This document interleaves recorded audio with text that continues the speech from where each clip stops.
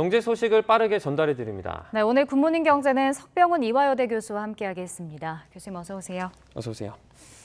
윤석열 정부의 첫 번째 부동산 정책이 발표가 됐습니다. 5년간 전국에 250만 가구를 공급한다. 이런 내용이 담겼는데요. 수도권에는 얼마나 공급이 됩니까? 예, 절반 이상인 158만 호가 향후 공급이 될 예정이고요. 네. 무엇보다도 그중에서 이제 수요가 가장 몰려 있는 서울이죠. 네. 서울에 50만 호를 공급할 예정인데요. 향후 5년간. 네. 이 50만 호라는 개념이 얼마나 큰 수치냐면 지난 5년간 2018년부터 2022년까지 서울에 공급된 신규 주택이 32만 호였습니다. 네. 그거보다 50%나 늘어난 물량을 향후 5년간 공급할 계획입니다. 네. 뭐 공급량이라던가 방향성은 발표됐는데 그럼 이 대규모 물량이잖아요. 270만 호가. 이걸 네. 어디에 어떻게 짓겠다는 건가요? 예, 그 지금 자세한 구체적인 세부 사항에 대해서는 아직 발표를 안 했는데요. 네. 그래서 저희가 이제 대충 이제 예상을 해볼 수밖에 없습니다. 현 상황에서는. 그래서 일단은 서울 도심에 10만 가구를 공급하겠다고 하는 것은 당연히 이제 서울에 이제 남는 유휴 부지가 거의 없기 때문에 네. 재건축과 재개발을 통해서 공급하는 방법밖에 없습니다. 그래서 현재로서는 재건축, 재개발이 가능한 대표적인 지역이 뭐 강남이라든지 여의도라든지 아니면 뭐 목동 이런 지역밖에 없고요. 네. 그렇게 예측을 할 수 있고 경기, 인천 등 수도권 노후 주거지 중심으로 또 4만 호가 공급될 거라고 예측을 하고 있습니다. 네. 이제 규제 지역을 완화할 수 있다 이런 방침도 나왔는데요. 좀 지방을 염두에 둔 건가요? 지방의 이제 규제 지역 중에서 지금 미분양 물량이 쌓이고 있는 네. 규제 지역들이 있습니다. 그래서 아직 그 규제가 풀리지 않는 그런 지역을 중심으로 규제를 먼저 완화할 것으로 보이는데요. 네. 대표적인 지역이 이제 부산, 그다음에 포항, 뭐 울산, 광주 이런 지역이 여전히 규제 지역인데 지금 네. 미분양 물량이 쌓이고 있어서 부동산 가격도 상대적으로 안정화되어 있고요. 지방에서. 그렇기 때문에 이런 지역부터 먼저 규제를 해제할 것으로 예측되고 있습니다. 네. 근데 이번에 발표된 걸 좀 보면 뭐 시장 불확실성도 있을 거고 국회 법 통과도 좀 어려울 그렇죠. 것으로 보이고 이게 물량도 많아서 좀 실현 가능성이 낮다는 그런 지적도 나오더라고요. 예, 어떻게 그게 보세요? 좀 가장 큰 문제라고 생각합니다. 일단은 여소야대 정국이다 보니까 네. 지금 구체적인 실현 계획도 아직 향후 발표하겠다 뭐 이런 식으로 밀어놓은 상태고요. 방향성만 제시한 상황이고 무엇보다 이제 주택 정책의 철학이 전 정부하고 완전히 바뀌었습니다. 네. 그래서 이 전 정부의 그 이제 야당이 됐는데요. 야당을 설득을 해서 그 국회에서 새로운 법안을 통과시키는 게 무엇보다 가장 중요한 관건이 되겠는데요. 제가 개인적으로 생각을 하기에는 주택 그 정책의 철학은 맞는 방향으로 바뀌었다라고 생각을 하고 있습니다.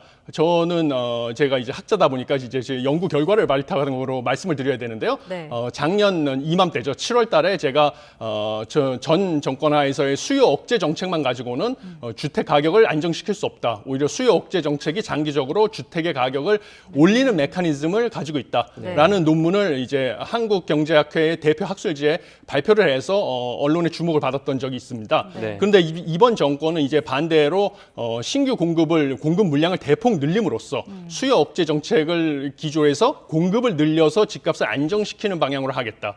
그다음에 공급을 특히 수요가 몰려 있는 서울 같은데 늘려서 수요가 몰려 있는 서울에 늘려서 주택 가격을 안정시키겠다는 이런 정책 전환 기조, 이 방향 자체는 저도 옳다고 보고 장기적으로 집값을 안정시킬 수 있는 옳은 방향이라고 생각하고 있습니다. 네. 네. 정부가 발표한 그 안들을 보면 지금 안전진단 규제 완화라는 내용이 들어가 있습니다. 예, 근데 이게 그렇습니다. 오해하는 분들도 좀 계신데 예. 새로 짓는 아파트에 대한 안전진단 규제를 완화한다 이런 내용이 아니죠. 그건 아닙니다. 네. 예. 그래서 제가 말씀을 드리면 일단 서울 같은 수요가 많은 지역에 대규모로 신규 주택을 공급을 하려면 서울에 네. 지금 남는 유휴 부지가 없기 때문에 결국은 재건축이나 재개발을 하는 수밖에 없습니다. 근데 재건축이 그동안 어려웠던 이유는 규제 때문이었는데요. 네. 재건축을 막는 대표적인 규제로 우리가 손에 꼽는 것이 첫 번째는 재건축 부담금이었습니다. 네. 그다음에 두 번째가 바로 이 안전진단이었는데요. 안전진단 중에서도 특히 그동안에는 재건축 아파트가 거의 붕괴되지 안전성 사람이 살 수 없게 붕괴될 위험에 있을 정도로 심각한 안전의 위험이 있기 전에는 재건축을 허가하지 않는 이런 엄격한 안전진단 기준을 적용했는데요. 이제는 이걸 좀 완화해서 건물이 붕괴될 위험은 없다 할지라도 뭔가 주차가 불편하거나 층간소음이 심하거나 이래서 삶의 질이 현격하게 낮아질 경우에는 주민들이 원할 경우에 재건축을 허용해주는 방향으로 규제를 풀어줘서 재건축을 용이하게 할 수 있고 또한 재건축 분담금도 현실화시켜서 재건축을 용이하게 해서 서울 도심지의 신규 주택 공급을 늘리겠다 하는 정책의 방향성을 제시했는데요. 아까도 말씀드렸다시피 이제 야당의 동의, 야당의 기본적인 주택 정책 철학과는 반대되는 개념이다 보니까 네. 야당의 동의를 얻는 것이 무엇보다 중요하다고 보고 있습니다. 네. 네. 자, 그러면 이번에 발표되는 사업 가운데 가장 빨리 공급되는 곳은 어딘가요? 아무래도 지금 구체적인 세부 사항이 발표가 되지 않아서 네. 우리가 이제 블랙박스 같은 상황인데요. 무엇보다도 이제 전 정부부터 추진했던 3기 신도시, 수도권에서는 이제 3기 신도시가 가장 먼저 공급이 될 거라고 예측을 할 수 있습니다. 네. 그래서 3기 신도시는 이제 고양 창릉, 부천 대장, 남양주 왕숙의 연내 3천 가구가 공급될 것으로 예상이 되는데요. 네. 이 중에서 이제 제가 요번 그 주택 공급 정책에서 이제 학자로서 그동안 연구해 온 걸 바탕으로 봤을 때 가장 저는 관심을 갖고 찬성하고 있는 것은 특히 이 청년 원가 주택 공급에 대해서 저는 개인적으로 아주 호평을 하고 있습니다. 네. 왜냐하면 이제 현재 우리나라에서 가장 문제가 되고 있는 것은 이제 청년들이 결혼도 기피하고 있고 네. 그다음에 또 결혼을 기피하다 보니까 출산율도 계속 떨어지고 있는데요. 네. 그 이유는 이제 청년들이 소위 미래에 대한 이제 꿈과 희망을 포기하고 있기 때문입니다. 근데 가장 중요한 것은 이거를 해결하기 위해서는 제가 몇 가지 그동안의 연구와 공부한 것을 바탕으로 봤을 때 몇 가지 해결 방안이 있는데 그 중에 한 가지가 청년의 주택 보유율을 높여줘야 된다는 생각을 하고 있습니다. 네. 주택이라는 것이 우리가 매일 가서 휴식을 취하고 가족들과 삶의 터전으로서 활용을 할 뿐만 아니라 유사시에는 우리가 주택을 이용해서 담보대출을 받아서 예를 들어 누가 아파서 병원비가 많이 지출을 해야 된다든지 할 때는 제일 먼저 주택을 활용해서 담보대출을 받아서 목돈 지출을 사용할 수가 있죠. 네. 그다음에 주택이 가격이 상승을 하면 그 주택을 팔아서 또 더 좋은 큰 주택을 살 수도 있고 이런 기본 자산이 되기 때문에 청년들에게 주택 보유율을 올려줘야만 청년들이 이 주택을 기본 자산으로 해서 결혼을 꿈꾸고 출산을 꿈꾸고 이럴 수가 있다고 생각을 하십니다. 소위 말하는 코리안 드림을 꿈꿀 수 있게 만들어주는 것이 필요하다. 그래야지만 결혼도 많이 하게 되고 출산율도 올라갈 수 있다고 생각을 하기 때문에 네. 저는 청년 원가주택 정책을 아주 바람직한 방향으로 지금 호평을 하고 있습니다.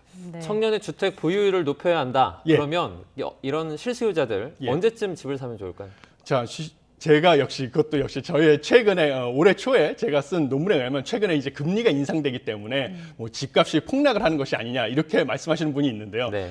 제 논문에 의하면 올해 초에 이제 한국경제학회 학술지에 제가 게재를 했는데요. 금리 인상만 가지고는 집값을 하락시킬 수 없다는 것이 제 연구 결과입니다. 왜냐하면 이제 연끌을 해서 주택을 구매하신 분들은 이자 비용 때문에 고통을 받고 계시지만요. 네. 반대로 우리가 많은 대출을 받았다는 것은 그만큼 저축을 한 사람들도 많이 있다는 사실입니다. 네. 그분들은 금리가 인상을 하였으면 저축을 많이 한 현금 부자분들은 이자 소득이 늘었다는 것이거든요. 네. 그럼 그분들에게 금리 인상으로 집값이 만약에 하락하는 조짐을 보이면 그분들은 하락한 집을 투자할 인센티브가 있습니다. 그렇기 때문에 이자 소득이 늘어난 현금 부자들이 만약에 집값이 하락한 조짐을 보이면 뭔가 장기적으로 집값이 상승할 수요가 몰린 서울의 뭐 핵심지 같은 것에 주택을 구매할 가능성이 크거든요. 네. 그래서 이것으로 봤을 때 금리 인상만 가지고는 제가 보기엔 금리가 빅스텝을 했을 때 제 연구 결과에 따르면 0.1%밖에 실질 주택 가격은 하락하지 않는다는 결과를 얻었고요. 네. 그렇기 때문에 금리 인상만 가지고는 큰 폭의 주택 하락을 기대할 수 없고요. 단지 중요한 것은 무엇이냐면 주택 공급이 향후 얼마나 늘어날지에 대한 기대. 주택 공급이 크게 늘어난다는 기대가 있으면 사람들이 이제 집값이 하락할 걸 예상하기 때문에 그때 가서 집값이 하락할 수 있거든요. 네. 그런데 현재 지금 윤석열 정부가 향후 5년간 주택을 신규 공급 특히 서울에 많이 늘릴 거라고 예고를 한 상황입니다. 그렇지만 이제 야당의 동의도 얻어야 되고 향후 이게 어느 정도 구체화될지는 모르는 상황이다 보니까 이거를 지켜볼 필요가 있습니다. 네. 그리고 한국은행의 금리 인상이 내년 상반기까지는 일단은 좀 추세가 바뀔 가능성이 크기 때문에 네. 제가 보기에는 이제 내년 한 상반기 정도까지 금리 인상 속도 조절하는 추세 그 다음에 서울의 주택 공급, 특히 서울에 관심이 많으시니까요. 네. 주택 구입하시는 분들은 서울의 주택 공급 계획이 어느 정도 구체화되는지를 보시고 주택 매수 타이밍을 결정하시는 게 좋을 거라고 판단합니다. 네. 알겠습니다. 네, 이번에는 해외 증시도 좀 살펴보겠습니다. 뉴욕 증시는 전반적으로 혼조세로 마감을 했고요. 국제유가가 또 떨어졌네요. 예. 그렇습니다. 이 뉴욕 증시가 이제 혼조세로 마감됐는데요. 이게 네. 제가 이제 미국에서 교수 생활하던 시절이 생각이 나서 재밌었는데요. 뉴욕 증시 같은 경우는 특히 이제 소매 업종의 대표적인 월마트, 홈디포 이런 쪽에 이제 주가가 실적이 예상보다 많이 좋으면서 크게 올랐는데요. 월마트의 이제 실적이 좋았던 이유는 이제 이 인플레이션 때문입니다.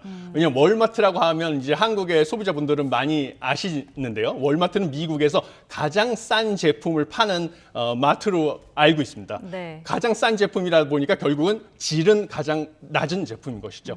그래서 일반적으로 미국의 중산층들은 월마트에서 주로 쇼핑을 하지 않습니다. 네. 그런데 최근에 월마트가 호실적을 낸 이유는 네. 인플레이션이다 보니까 중산층들조차 월마트에 가서 대거 쇼핑을 해서 월마트의 실적이 예상보다 많이 좋았던 것입니다. 그래서 제가 이제 그런 생각이 나서 아주 네. 웃겼고요. 재밌었고요. 이 인플레이션 때문에 미국에서 많은 소비자분들이 고통을 받고 계시구나 이런 상황을 알게 됐고요.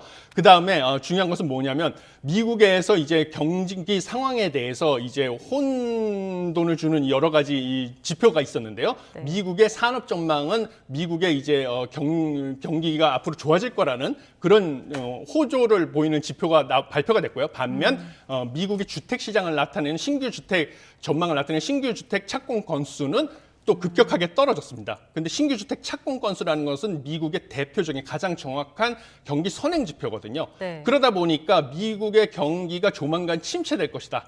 라는 이제 강력한 시그널입니다. 그러니까 경기에 가장 민감한 나스닥 기술주는 오히려 하락하는. 그래서 소매 업종에서 좋은 실적이 나와서 다우 지수는 올라갔지만 나스닥은 하락하는 결과가 나왔습니다. 그리고 국제 유가가 하락하다 보니까 항공주들은 또 상승하는 결과가 간밤에 나왔습니다. 네. 네. 이런 상황입니다. 7월 달에 코픽스 같은 경우에는 지금 역대 최대폭으로 예. 올랐습니다. 예. 그러면 이제 주택담보대출 금리도 더 올라가죠. 예, 그럴 수밖에 없습니다. 왜냐하면 최근에 한국은행에서 빅스텝을 단행했죠. 네. 빅스텝을 단행했으니까 코픽스라는 것은 이제 은행 시중 8개 은행의 그 자금 조달 금리의 가중 평균치고요. 네. 이게 이제 변동금리 주택담보대출의 기준 금리가 됩니다. 네. 그래서 0.52% 포인트가 올랐는데요. 네. 최근에 한국은행에서 빅스텝을 단행했으니까 뭐 그 정도 오르는 것은 당연한 결과고요.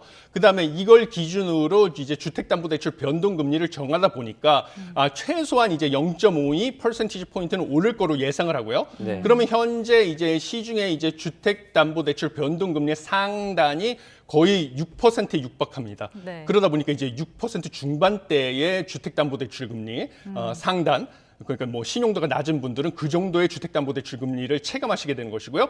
또 전세자금 대출 역시 이제 6% 초반대를 이제 보게 되는 것이죠. 네. 그러다 보니까 이제 여기 영끌을 해서 주택을 구매하신 분들, 이런 분들 같은 경우는 이제 이자 부담이 상당히 크신데요.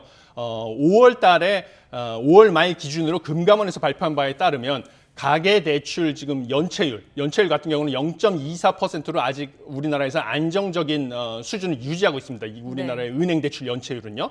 그러다 보니까 아직까지는 이제 대출이 부실화돼서 그게 이제 금융 부실로 연결될 우려는 경제 전반, 한국 경제 전반으로 봤을 때 없는 상황입니다. 그런데 이제 연끌을 하신 분들은 지금 생활이 어렵지만요. 반대로 이제 인플레이션 상황 하에서는 네.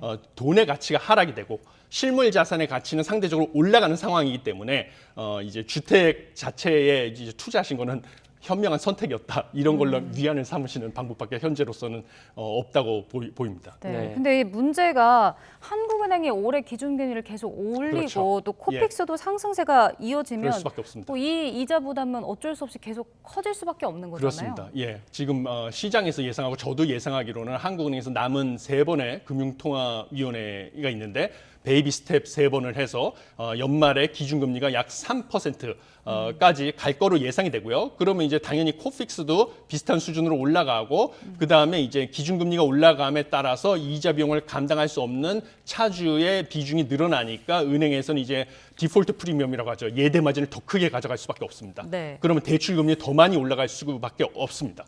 그러다 보니까 소위 말하는 연끌을 하신 분들은 지금 이자 비용에 대한 부담이 더 커지실 텐데요. 문제는 아직까지 이제 연끌을 하신 분들한테는 안타깝지만 인플레이션을 잡기 위해서는 어쩔 수 없는 선택이고요. 모든 지금 한국에 있는 소비자분들이 이 고통을 갖다가 지금 같이 감내해야 될 수밖에 없는 어려운 상황입니다. 네. 네. 이번에는 구글 갑질 논란도 한번 예. 살펴보도록 하겠습니다. 방송통신위원회가 이른바 뭐 구글 갑질이라고 예. 불리는 앱마켓사의 인앱 결제 논란에 대해서 예. 사실 조사에 들어갔습니다. 지금 이게 논란이 되는 게 어떤 부분이죠? 예, 이거는 아주 재밌는 이슈인데요. 아주 흥미로운 이슈인데 그 구글에서 구글 앱스토어 많은 분들이 사용하시고 저도 역시 사용하고 있는데요. 네. 구글 앱스토어에서 앱을 구매하고 또 앱을 사용하시면서 중간에 아이템을 새로 사신다든지 이런 결제를 할 때 과거에는 구글에서 자신들이 개발한 결제 플랫폼을 이용해서만 결제를 하게 돼 있었습니다. 그러면 이제 30%에 달하는 수수료를 이제 납부하게 돼 있었습니다. 네. 그래서 이게 이제 뭔가 불공정하지 않냐, 앱 개발자들이 이제 불만을 제기했더니 작년에 이제 우리나라 국회에서 이제 구글 갑질 방지법이 통과가 됐죠. 네. 그래서 이제 구글의 결제 플랫폼만 사용하게 하는 것은 부당하다. 이렇게 얘기를 했더니요. 구글에서 이제 다른 제3의 결제 플랫폼도 사용하게 허가를 해준 대신에 그거를 사용해도 26%에 달하는 수수료를 부과를 했습니다. 네. 소위 말하는 갑질 방지법을 우회한 것이죠. 그러다 보니까 이제 국내의 대표적인 빅테크 기업인 카카오가 이제 아웃링크라는 것을 제공을 해서 그 링크를 클릭을 하면 다른 결제 플랫폼을 이용해서 이제 26%에 달하는 30%에 달하는 수수료를 안 내고 결제를 할 수 있는 서비스를 제공을 했더니 네. 구글에서 이걸 또 파악을 하고 카카오에게 이런 식으로 하면 너네 업데이트를 못하게 하겠다라는 압박을 가했더니 결국은 카카오가 그거에 굴복을 하고 이제 아웃링크 서비스를 갖다가 포기하기에 이르렀습니다. 네. 그러다 보니까 이게 결국은 불공정 거래 행위가 아니냐. 이래서 이걸 조사해서 제재를 하겠다. 근데 이제 제재는 가능하지만 과연 이게 실효성이 있을까 하는 의구심이 있습니다. 왜냐하면 조사도 이제 일단 국내 기업이 피해를 본 다음에 조사가 들어가는데요. 조사에만 3개월에서 6개월이 걸리고요. 그다음에 이제 이 구글이라는 업체가 아까 작년에 이제 구글 갑질 방지법에서도 또 이 규제를 회피하는 수단으로 제3의 결제 수단으로 결제를 해도 26%의 수수료를 부과했잖아요. 네. 그러니까 요번에 이제 3개월에서 6개월 동안 조사를 하는 과정에서 또 이 새로운 또 과징금을 맞아도 이 규제를 회피하는 다른 또 회피 수단을 찾을 가능성이 크기 때문에 네. 과연 이 규제가 실효성이 있을지는 의구심이 있는 상황입니다. 네, 네. 알겠습니다. 여기까지 듣도록 하겠습니다. 전반적인 경제 이슈들 석병훈 교수와 함께 알아봤습니다. 고맙습니다. 고맙습니다. 감사합니다.